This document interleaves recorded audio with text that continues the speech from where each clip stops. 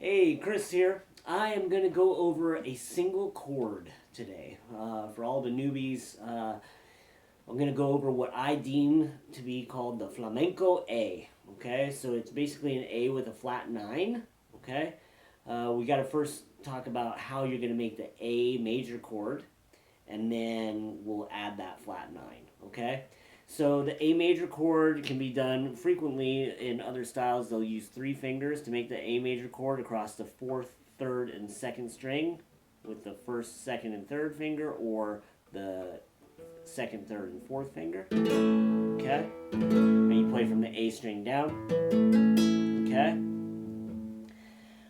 In some cases, they'll use a bar. Okay? So I'll talk about that. I do use this every once in a while, where it would be the index finger barring all 3 strings at that 2nd fret, the 4th, 3rd, and 2nd string at the 2nd fret. You have to have some really good hyperextension of that finger to be able to do that, and because you want that high E string to ring.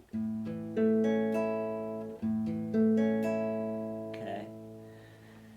However, the most common way flamenco players play this chord is, now I take the 2nd string away from that bar, and I use my 2nd finger, my middle finger, to do the 2nd fret of the 2nd string, and then I bring my index finger over and bar the 4th and 3rd string with my index finger. I still have to hyperextend this joint to be able to get that. For me, some people have big enough hands that they just lay their finger across and they don't have to hyperextend it very much.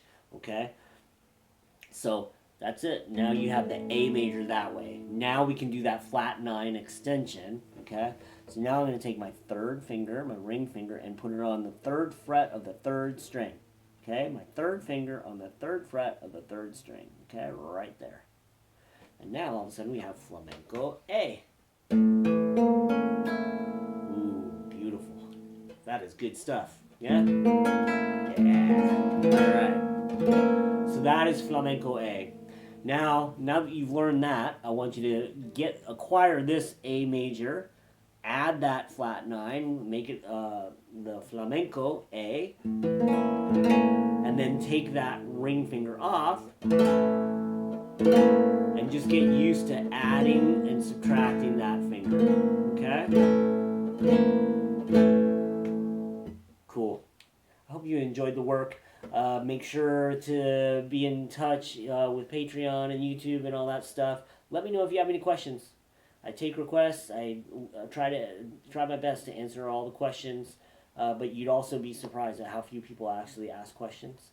So if you ask a question, you'll probably get answered, because I take this stuff seriously and I want to help you all. So thank you so much. Have a great day. Enjoy the work. Bye-bye.